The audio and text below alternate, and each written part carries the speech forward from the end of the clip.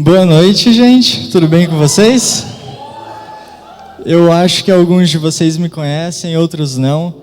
Então, vou me apresentar. Eu sou o Luiz, eu tenho 17 anos, frequentei o Teens já há uns anos atrás, antes da pandemia. Quando teve a pandemia, eu subi para os jovens e eu fui convidado essa noite a falar o meu testemunho de vida e falar um pouquinho, uma palavra com vocês, que por coincidência, uma cristocidência, né, que eu costumo chamar, vai bater muito com o que a Esther falou, que é sobre pecados. Então, eu vou começar falando sobre o meu testemunho. Então, eu não nasci em igreja, eu nem me importava muito com religião, mas um dia minha mãe começou a levar eu e a minha irmã em umas igrejas evangélicas pequenas. Depois, ficamos uns 2 meses na Presbiteriana, que é uma igreja que tem aqui do lado. E depois, em 2016, eu cheguei aqui na NIB, eu cheguei no Kids. Fiquei um pouco tempo no Kids, mas eu consegui pegar uma parte e daí eu cheguei aqui. Daí nisso, eu sempre vinha no Kids, daí eu vim nos Teens, daí eu frequentei as programações, eu fazia as meditações dos Teens, que as meditações valiam os pontos para o Beto Carreiro. Então, eu sempre fazia, sempre decorava os versículos, mas o meu coração nunca esteve nessas coisas. Outras motivações estavam inseridas sem nem ao menos eu perceber. Então, eu nunca estive de fato na igreja por causa de quem Deus era ou por o que eu podia receber dele. Então, o meu orgulho sempre queria mais status, sempre queria estar com as pessoas que eu achava que eram certas aos olhos do mundo, mas erradas aos olhos de Deus. Sobre os pecados, eu perdi as contas de quantas vezes sempre errei da mesma maneira. Então eu estava na escuridão e não conseguia enxergar a sujeira do meu coração, porque nenhuma luz estava me iluminando. Então esse momento da minha vida aconteceu em 2018 e 2019. Então, com a pandemia, eu fiquei realmente muito afastado de Deus. Eu não estava mais com a galera da igreja, eu perdi o contato de muitas pessoas, eu já não tinha mais prazer com a oração, e ler a Bíblia me deixava muito exausto. Eu estava na escuridão e ainda nem sabia disso. Então, depois da metade de 2020, eu já não aguentava mais. Eu realmente fiquei cansado de tudo, da minha rotina, das aulas online. Eu não conseguia mais ficar afastado de pessoas, me senti muito sozinho mesmo. Não abri isso para ninguém, mas chegou um momento que eu fiquei muito mal mesmo e pensei em me matar. Eu estava no escuro, quase sem saída. Mas ao final de 2020 eu melhorei um pouquinho, sim, porque eu voltei a ver meus amigos e é isso. Daí a minha maior aflição nesse período foi ficar longe de pessoas, porque tinha pandemia e tal, daí tinha que ficar em casa com máscara e a minha mãe me segurou por um bom tempo em casa e daí eu não tinha esse contato com as pessoas.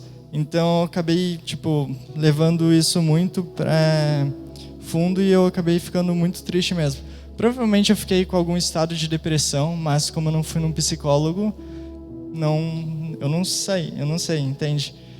Então, eu fui levando tudo com a barriga. Em 2021 eu tive algumas frustrações, mas mesmo assim eu fui me reencontrando com Deus. Mas não era nada intenso.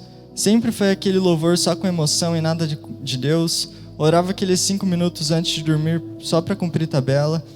E nem sabia mais onde eu tinha largado minha Bíblia. Lembra que eu disse que eu estava na escuridão? Agora chegou a parte de eu dizer que a luz me encontrou. Em agosto do ano passado, era mais uma segunda-feira normal para mim. Eu estudava de manhã, daí eu estudava de tarde, daí eu tinha inglês de tarde e de noite eu tinha treino, eu ia para o treino. Então, os 5 minutinhos de oração que eu ia fazer naquele dia era depois de toda a minha segunda-feira. Então, eu cheguei depois do treino e eu percebi que o meu pé estava doendo. Eu tinha, torcido ou batido ou feito alguma coisa que, quando eu fui orar, eu percebi que ele estava doendo e isso estava meio que tirando a minha concentração de Deus, sabe? E daí eu falei, eu vou orar por isso para ver se Deus cura, mas eu nunca tinha tido contato com cura ou alguma coisa assim. Mas mesmo assim, eu decidi orar. E eu lembro que eu não estava em santidade, eu lembro que eu estava afastado de Deus, eu lembro que eu estava nem aí para Deus mesmo. e eu só estava orando para cumprir a tabela. Então, eu não tinha fé também, mas mesmo assim decidi orar. E quando eu terminei de orar por cura no meu pé, cara, simplesmente a cura desapareceu. Eu orei em nome de Jesus, Jesus cura isso, não sei o que, não sei o que, não sei o que, amém. Cara, falei amém, cara, sumiu a dor, tipo, surreal assim. E foi uma coisa muito pequena, mas isso me despertou para que eu realmente levasse Deus a sério. Então, depois disso, eu fiquei, sei lá, uma meia hora chorando só com Jesus no meu quarto, porque, foi um negócio muito marcante para mim. Foi um negócio muito louco mesmo. Então, a luz me encontrou naquele dia, Jesus me trouxe de volta e eu tô pegando fogo até hoje. Então, a partir desse dia, em agosto do ano passado, minha vida nunca mais foi a mesma, e nunca vai ser. Eu orei como nunca tinha orado antes, meditei como nunca tinha feito isso antes, maratonei não sei quantos vídeos no YouTube e não parava de crescer, não parava de aprender e desejar cada vez mais a Jesus. Comecei a acompanhar algumas pessoas da igreja, alguns amigos meus, e a incentivar elas a viver o que eu estava vivendo. Foi o primeiro contato que eu tive de verdade com o sobrenatural, a graça e o amor de Deus. Daí eu comecei a meditar de uma maneira muito diferente e que me ajudou muito. Eu pegava temas específicos e me aprofundava ao máximo durante uma semana. Alguns temas foram dons espirituais, amor e oração. Eu não conseguia passar um dia sem orar e ler a palavra. Eu realmente estava vivendo para o que Deus me chamou. Nesse meio tempo, comecei a orar, a buscar sem parar sobre qual era o meu chamado. Em outubro do ano passado, ainda de tarde, eu lembro que era um sábado, e depois eu tinha os jovens, né? E eu orei nesse sábado de tarde para que Deus confirmasse logo o meu chamado, e que quando Ele me falasse, que eu tivesse a total certeza disso. Então, de noite, nos jovens, o Samuel, que era líder de louvor, que ele fica na secretaria de vez em quando ali, ele começou a falar a parábola das virgens. E essa parábola sempre tocou muito no meu coração, sempre gostei muito dela, e ele começou a falar. E nisso que ele começou a falar essa parábola, eu comecei a chorar muito, eu me derramei em lágrimas, e eu lembro muito bem que quando ele disse que à meia-noite, se ouvir um grito, o noivo está chegando, que fala isso nessa parábola, ele falou com um tom mais elevado, e foi algo que me marcou de imediato. Depois eu comecei sem parar de orar no chão, lá no fundo da igreja. E Deus estava guiando a minha oração. E nessa oração, Deus me deu uma palavra, que era despertar. Assim como eu fui despertado por Ele, para que eu fosse usado para despertar outras pessoas a viverem algo sério com Deus. Então, hoje, já foram 10 meses de uma busca incansável de conhecer mais aquele que me curou naquela segunda-feira.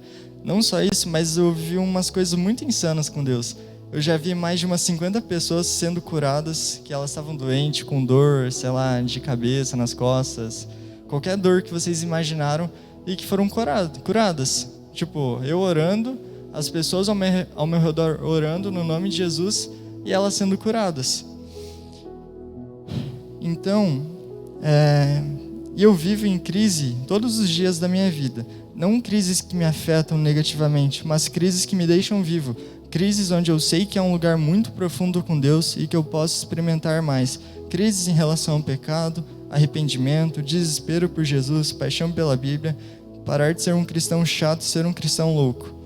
Então, o que eu tiro de conclusão disso tudo? Que você e eu fomos chamados para viver mais. Não fomos chamados somente para viver, mas viver em abundância. Não fomos chamados para sermos somente adoradores, mas adoradores em espírito e em verdade. Não fomos chamados para sermos somente cristãos, fomos chamados para sermos imitadores de Cristo. Deus nos chamou para ser o sal da terra, o sal que vai dar sabor para aquilo que não tem tempero, que vai dar sabor a esse mundo. A gente é a luz do mundo. A luz ilumina, tira a escuridão, mostra o que antes estava no escuro. Nós é que temos a missão de mostrar o caminho para as pessoas que estão perdidas. Então, busque incansavelmente, ore sempre, adore constantemente. Ele chama você, Ele age em você, Ele vive em você. Não permita dormir de novo. Acorde, prepare-se, desperte e transforme a sua vida. A gente precisa acordar e desejar tudo o que Deus pode nos dar. A gente precisa estar desesperados pela volta de Jesus, não por medo de ficar para trás, mas com a vontade de abraçar Ele. Então, ou eu continuo sendo um crente médio da minha igreja, ou eu aceito um fato que eu não tenho mais como negar, que Jesus é 10 vezes mais real que eu imagino, que o sobrenatural é muito louco e que é hora de eu parar de bater ponta aqui na igreja e realmente levar ele a sério. Então, esse é o meu testemunho. É uma história...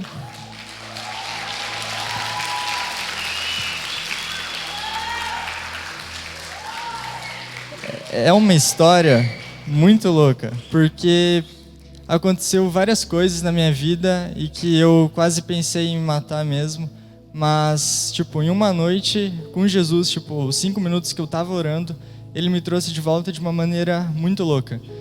Então, eu olho para minha vida e eu queria falar com vocês sobre arrependimento. Então, não tem slide, então se você quiser anotar, você vai anotar do que eu for falando. Então, você vai pegar alguma coisa que eu falei que você achou legal e daí você anota aí. Então, eu queria ler para vocês aqui Judas 1, 17 ao 23. Esse livro não foi Judas Iscariotes que escreveu, tá bom? Foi Judas, irmão de Jesus. Jesus teve um irmão e ele escreveu isso depois que Jesus ressuscitou.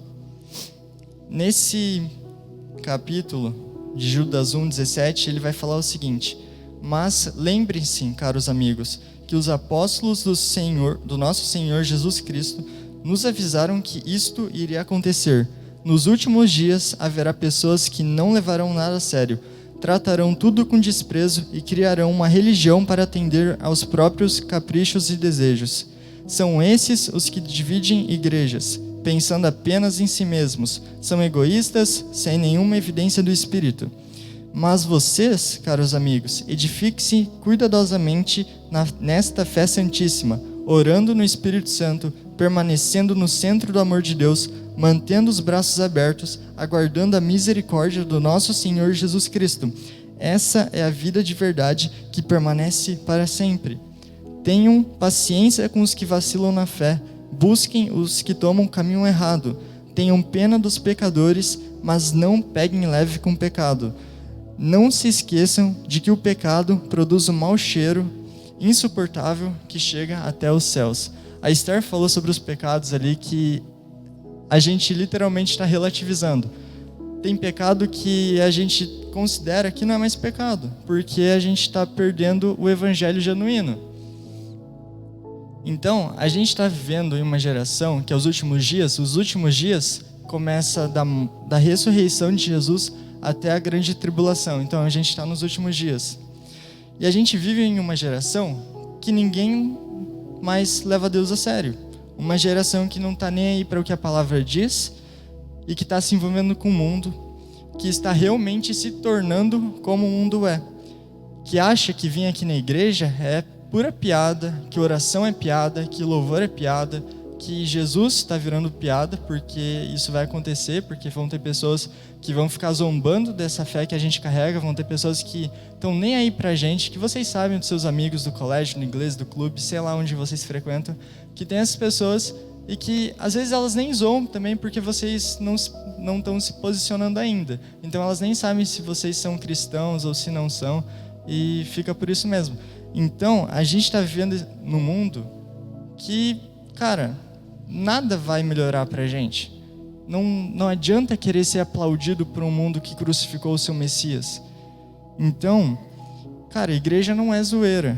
Igreja não é zoeira e que se você acha que você vem aqui, cara, porque você vem aqui para pelo menos fazer uma diferença no lugar onde vocês vão. Porque é isso que a gente deveria fazer, levar essa diferença para o mundo, ser o sal da terra, que traz sabor a esse mundo, que traz luz para esse mundo, que traz cor para esse mundo. Então, a gente vive nesse mundo que ninguém mais leva Deus a sério, e a gente acha que os pecados não são mais pecados, que pecar tá tranquilo, ou que fazer aquilo é legal, ou fazer aquela outra coisa é legal, porque tudo lá fora vai induzir vocês a acharem que os pecados não são pecados. Que fofoca não é pecado, que mentira não é pecado, que bater nos próprios amigos não é pecado, que ficar não é pecado, que ficar se pegando no colégio não é pecado, que falar palavrão não é pecado. Tudo isso que a Esther falou. Tudo isso, os pecados que ela disse e muitos outros. Entende? Então, A gente vive numa época que tá todo mundo relativizando a palavra de Deus, que tá todo mundo relativizando o pecado, que tá todo mundo mudando a Bíblia. Tipo, ninguém leva mais a sério. E é isso. E eu não consigo ver um evangelho que você simplesmente faz tudo que a Bíblia condena. Porque se você faz tudo que a Bíblia condena, ou é porque você não lê a Bíblia, ou sei lá, mano. Tipo, eu não consigo ver esse evangelho que você não segue o que a Bíblia diz. Então, eu vou ser muito sincero com vocês, muito sincero mesmo. De 3 opções, uma delas, ou você vai desviar daqui a alguns anos, ou você vai ficar aqui para todo sempre, fazendo nada na igreja, vai ficar morgando na igreja, vai ficar esquentando o banco aqui dentro, ou você vai pegar fogo. Dessas 3 opções, uma, ou você vai desviar, ou você vai ficar aqui dentro fazendo nada, ou você vai pegar fogo. Eu sinceramente quero muito que vocês peguem fogo, tá? Então, se for para ficar fazendo panelinha aqui dentro, se for para ficar fazendo qualquer outra coisa que não seja adorar a Deus, porque eu acho que a gente está aqui para adorar a Deus, cara, a porta tá ali, tá bom? Então, você já sabe. Esses dias eu tava na aula e eu tenho me posicionado um pouco radicalmente na minha sala, né? Daí, as pessoas sabem que eu sou cristão e sabem que eu, tipo, meio que dou uma de João Batista e fico exortando elas do pecado delas. E daí, esses dias eu tava lá na aula mexendo no celular, eu acho, que tava na troca dos professores, e me perguntaram se tal pessoa era da minha igreja. Eu falei, sim, ela é da minha igreja, sim. E daí os meus amigos estavam conversando um pouco entre eles, tipo, eles fecharam uma rodinha e me deixaram de fora. Daí eu perguntei, tá, mas o que tem essa pessoa? Tipo, o que tem? Daí meus amigos falaram, não, é que a gente estava numa festa e que ela estava na pista de dança e estava dançando lá umas músicas muito obscenas. Daí eu fiquei,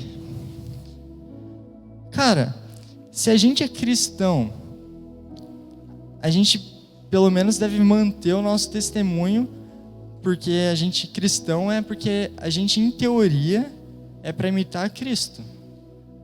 E daí eu fico assim, cara, eu tô tentando levar o evangelho para os meus amigos, mas eu não consigo por conta de outras pessoas que estão realmente, tipo, fazendo nada com esse evangelho. Que agora, tipo, depois que eu soube que, tipo, tinha umas pessoas dançando numa pista de dança lá, umas músicas muito nada a ver, funk pesadíssimo, daí eu fico, pô, eu sou cristão, mas eles também são cristãos, então fica nessa parada aí. E daí eu não consigo levar o evangelho, e daí mesmo se eu levar, as pessoas vão continuar corrompidas, porque elas veem cristãos fazendo o que elas fazem. Então, cara, não tá certo isso, não tá certo fazer essas coisas, não. Então, ou você é de Jesus, ou você não é, e ponto. Ou você realmente é, ou você não é. Então, é melhor que vocês tomem um posicionamento logo, é melhor que vocês realmente, cara, decide para que lado que você vai. Então, o que realmente falta, a partir da geração 2000 para cá, é arrependimento. É arrependimento na certa. Porque as pessoas não têm mais medo de ser julgadas por Deus, as pessoas estão nem aí mais para o que Deus diz, para o que a palavra diz. E falta muito arrependimento para a igreja mundial. O grande problema é que hoje a gente não sabe mais o que é agonia de arrependimento, porque a gente gosta do pecado. Simplesmente porque a gente gosta do pecado. A gente não sabe mais o que é estar arrependido, porque a gente gosta do pecado. Porque a gente gosta do pecado. A gente ama mais o mundo do que a Deus. E nesse anseio de querer se parecer com o mundo, a gente está se tornando frouxo, a gente está se tornando fraco, a gente não está se posicionando. Então, aí tem outro problema também, que a gente passa 5 horas em rede social, 5 horas fazendo, tipo, nada que vai, tipo, sei lá, assistindo série, ouvindo música. A gente passa 5 horas ou mais fazendo isso e a gente acha que passar 5 minutos com Deus vai fazer alguma diferença na nossa vida, que passar 5 horas em rede social e passar 5 minutos com Deus vai trazer um grande crescimento com Deus, porque não vai, porque você está se enchendo muito mais de coisas mundanas, você está se enchendo muito mais de coisas que não tem nada a ver com a palavra de Deus. Então, o diabo não vai fazer você desviar do nada. Ele não vai fazer você ter um pensamento amanhã, nossa, vou me desviar daquela igreja lá, nunca mais vou voltar para ela. Não, ele vai começar sutilmente, ele vai começar fazendo você parar de orar, ele vai fazer você começar a parar de ler a Bíblia, ele vai começar a fazer você gostar das coisas que as pessoas do mundo fazem, gostar das músicas, gostar de tudo que é legal do mundo, porque o mundo é muito legal, é show de bola. Se vocês quiserem experimentar, tá liberado aí. Se vocês quiserem mesmo, porque ou você é de Jesus ou você não é. Então você toma um posicionamento logo. Então, o diabo não vai fazer você desviar do nada. Ele vai fazer você parar de orar, literalmente. Então, o pecado tá matando sim o seu relacionamento com Deus. Ele tá matando o seu relacionamento com Deus. Foi o que Esther disse aqui, que todos os pecados aqui que a gente acha que não é pecado, tá matando sim o seu relacionamento com Deus, e só não vê isso quem não quer enxergar mesmo, porque gosta do pecado. E por gostar do pecado, não tem coragem de abandonar esse pecado. Então, ou você leva a sério, ou você continua fazendo nada aqui dentro, ou vaza. Sim, vaza. Porque Deus pega leve com o pecador, mas Ele não pega leve com o pecado. Todos os profetas, se você pegar a Bíblia e ler de capa a capa, todos os profetas vai girar em torno de um tópico, de levar o povo de Deus, o povo de Israel, de volta para a presença de Deus. Todos os profetas vão falar isso, todo mundo vai falar isso. Por quê? Porque a nação de Israel, que foi a nação escolhida de Deus, estava mais desviada do que as nações ao redor delas. Estava mais desviada do que qualquer nação em volta de Israel, porque estava com os deuses das outras nações, que estava uma mistura muito louca. Tinha deuses de todas as nações em volta no povo de Israel. Então, Deus levantava profetas para levar esse povo de volta ao arrependimento. Todos os profetas, João Batista também, só pregou sobre mudança de vida. Então, arrependimento não é só mudança de mentalidade, não é só isso. Arrependimento envolve 3 coisas. Arrependimento envolve entendimento, emoção e decisão. Eu entendo que o pecado é errado, eu sinto que o pecado é errado e eu tomo uma decisão prática de não pecar. Isso é arrependimento, porque se a gente só tem em mente que arrependimento é mudança de mentalidade, sem fazer nada, a gente não se arrependeu. E se a gente não se arrependeu, a gente provavelmente não está sendo salvo. Então, a gente precisa ter isso em mente. A gente precisa entender que o pecado é errado, sentir que o pecado é errado e tomar uma decisão prática de não pecar. Porque eu espero de verdade, mesmo, do fundo do meu coração, que você não saia dos trilhos, que você não desvie. Tudo lá fora vai fazer você achar que o diabo é legal. Literalmente tudo lá fora vai induzir a você querer curtir o mundo. Mas esse momento que você está aqui no Teams, e eu espero que você realmente aproveite esse momento, porque você não vai ter outro igual, é o momento de vocês fundarem a base, é o momento de vocês firmarem a base em Jesus. É esse momento. Ou é esse momento, ou vocês vão demorar para firmar. Porque daqui a um tempo, vocês vão ser questionados a respeito dessa fé que vocês carregam, a respeito desse nome que vocês carregam, e vocês vão ter que defender a todo custo. Sabe, a Bíblia diz, não lembro onde, que a gente precisa estar preparado para defender ou para responder as perguntas das pessoas de fora, para realmente tirar essas dúvidas das pessoas do mundo. Então, cara, não adianta nada você dizer cristão e ir em uma direção contrária ao que a Bíblia diz. Não faz sentido você vir aqui dentro e não fazer nenhuma diferença na sua família, no seu colégio, nos seus amigos. Tipo, você realmente se arrependeu? Você realmente se arrependeu dos seus pecados? Cara, você sabe o que é pecado. A Esther deu uma aula aqui do que é pecado e do que não é. Então, cara, você realmente se arrependeu dos seus pecados? Cara, tem muita gente que vocês vão ver, começar a ver, que tem fé de espetáculo, que vem aqui, age de forma bonitinha, e quando sai da porta para fora é outra pessoa. Porque é uma fé de espetáculo, não é uma fé genuína. E essa pessoa provavelmente está mais corrompida que o mundo lá fora, igual o povo de Israel, que não sabe defender o evangelho que segue, que não sabe nem o que a Bíblia diz, que não tem base nenhuma e aceita qualquer esmola, aceita qualquer verdade. Ou seja, pessoas que não sabem nada do que a Bíblia diz e qualquer coisa que for dita para ela, ela vai achar como verdade. É uma pessoa que não tem base, qualquer vento que bate, arrasta. Então, toma um posicionamento logo. Se você quer pecar, cara, fica à vontade. Ninguém vai... Cara, Deus, Ele realmente quer que você fique com Ele. Mas você tem essa escolha de pecar ou não. Mas eu realmente espero que daqui a um tempo vocês comecem a pegar fogo como nunca pegaram antes. Então, que você realmente leve Deus a sério. Tem muita coisa insana em um verdadeiro relacionamento com Ele. Tem muito sobrenatural, tem muito dom, tem muita cura e tudo mais do que vocês imaginarem. Então, a regra é muito clara, que Jesus mesmo disse: peguem sua cruz, destino para a morte, e sigam-me, morram junto comigo. Então, é isso.